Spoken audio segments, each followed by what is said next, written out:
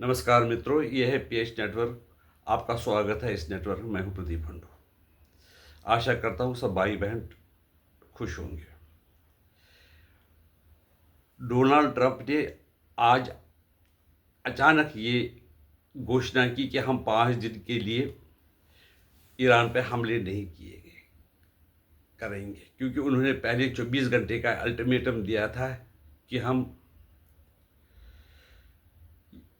कल सुबह 5:15 तक भारतीय समय के अनुसार 48 घंटे का टाइम ईरान को देते हैं। अगर उन्हें स्ट्रेट ऑफ हार्मोस नहीं खोला तो हम ईरान की पावर प्लांट्स वगैरह को तबाह कर देंगे।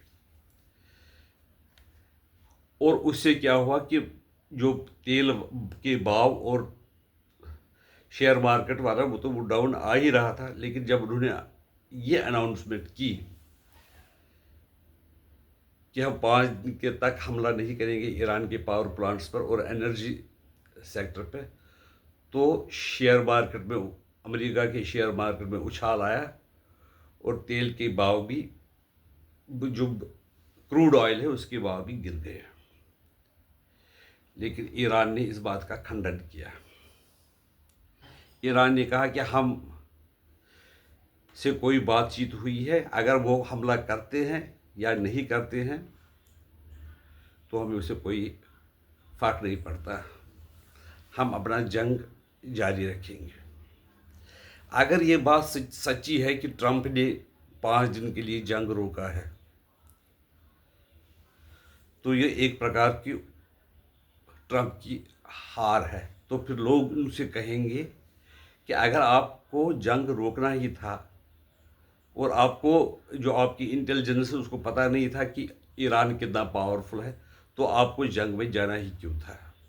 आपने इतना नुकसान करवा दिया अपना, और दुनिया में ही आपने दहशत फैलवा दी, तो उसके लिए आपको ऐसा नहीं करना चाहिए। वहाँ की जो अमेरिकन मीडिया, जो कि प्रो ट्रम्प भी है, वो भी कह रहे हैं कि ये जो ट्रंप दिखा रहे हैं नीति में जो बदलाव बताते हैं, वो उनका सरेंडर है।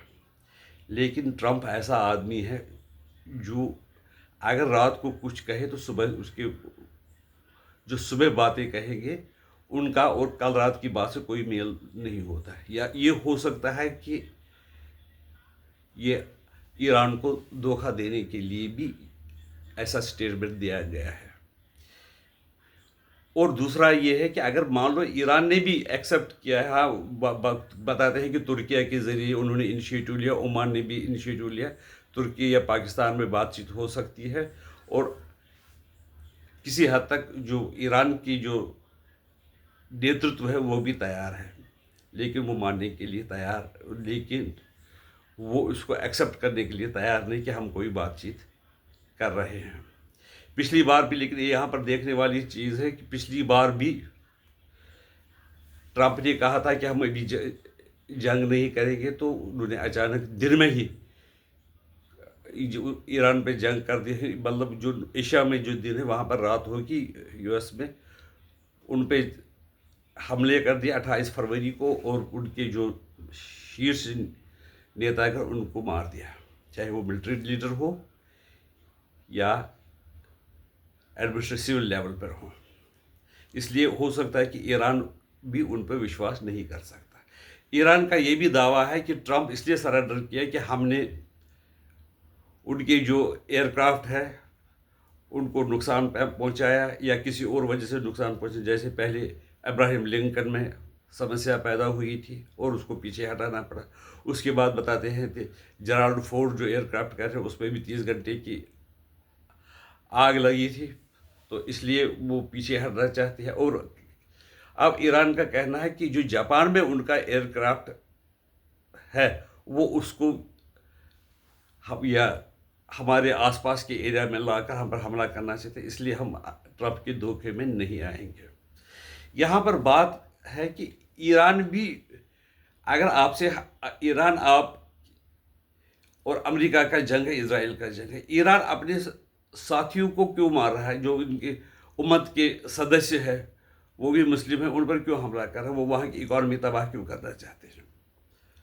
और दूसरी तरफ से मुस्तफ़ा खोमेनी ने जवाब ये दिया है, उसका रिटर्न एक स्टेटमेंट आया है कि जो मुस्लिम उम्मा है उनको यकजहती का इजहार करना चाहिए, उनको इकट्ठे आना, ताकि जो शैतान है, शैतान यानी जो भी इस्लाम को मानते नहीं, वो शैतान और काफिर एक ही बात है, यहूद हो, हनूद हो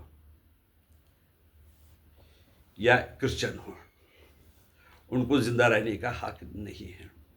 इसीलिए इजराइल भी चाहता था कि इन पर हमला हो, क्योंकि इन पर कोई भरोसा, ईरान पर कोई भरोसा भी नहीं है। इजराइल का भरोसा न होने का एक और कारण है कि उन्होंने वो कार्रवाई की थी हमास के ऊपर, जिन्होंने 7 अक्टूबर 2024 के उनके लोगों पर हमला किया, जबकि वो अपना उत्सव मना रहे थे। तो जब इसके बाद उन्होंने हमास पर हमला करना शुरू कर दिया, तो हमास ने ईरान के कहने पर हूती, हिजबुल्लाह के जो उग्रवादी, उन्होंने भी इजराइल पर हमला करना शुरू किया। यानी कि जिसमें कि ईरान के कहने पे बनाई हुई जो प्रॉक्सियाँ थे वो हमला करना, यानी कि इजराइल को ख़त्म करने का ईरान को पूरा विश्वास है, और कहता है कि उनको हम ख़त्म करके ही रहे, उनको नहीं जीने देंगे। इसलिए इजराइल को जंग में उतरना पड़ा। और अमेरिका चाहते हैं कि ये दुनिया सारी मेरी हिसाब से चले, लेकिन ईरान वो मानने के लिए तैयार नहीं है। अगर मामूली से ईरान के जो नेतागण थे, जो अगर मामूली से यहाँ पर किसी को गैर कानूनी जो कब्जा छुटाना चाहते थे, उसको कहते हैं कि मुसलमानों को भारत में जुल्म हो रहा है।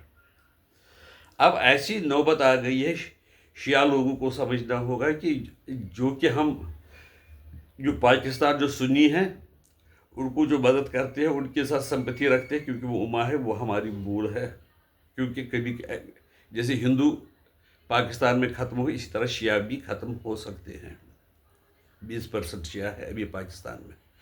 और जिन्होंने पाकिस्तान बनाया, अली मोहम्मद जिन्ना जो कि शिया था, वो कह रहे हैं, उसके जो अनुयायियों को वो कह रहे हैं कि अगर तुम्हें पाकिस्तान से प्यार नहीं है, तुम्हें ईरान जाना चाहिए।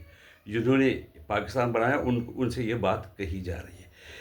इस तरह से लग रहा है कि जो मुस्लिम वर्ल्ड है उस पर कन्फ्यूजन ही कन्फ्यूजन है।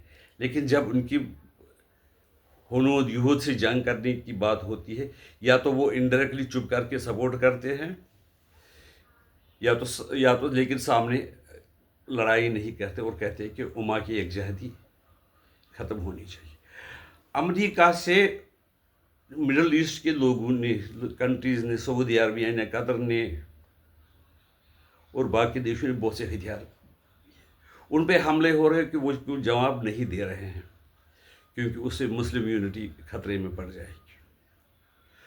और ट्रंप ने भी ये जो युद्ध अगर शुरू किया, तो उसको युद्ध शुरू करने के लिए ये पहले सोचना चाहिए था कि मेरा मकसद है, मैं क्यों चाहता हूँ।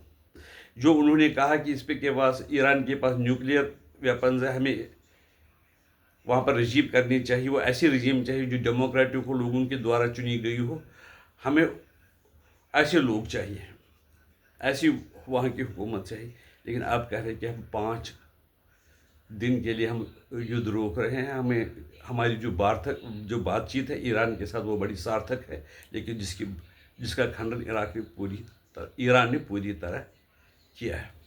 और अब देखना है सुबह 5:15 के बाद अमेरिका क्या करेगा, वो देखना होगा। वो ट्रंप की बातों में कितनी सच्चाई है वो पता चल जाएगा। और ईरान का भी क्या प्लान है, वो कहता है कि हम युद्ध नहीं रोकेंगे, उनका क्या प्लान होगा उसका भी पता चल जाएगा। आपकी राय जो होगी हमें बता दीजिए, हम उसके लिए आपकी आभारी रहेंगे। नमस्कार महाराज, जय माता की। वंदे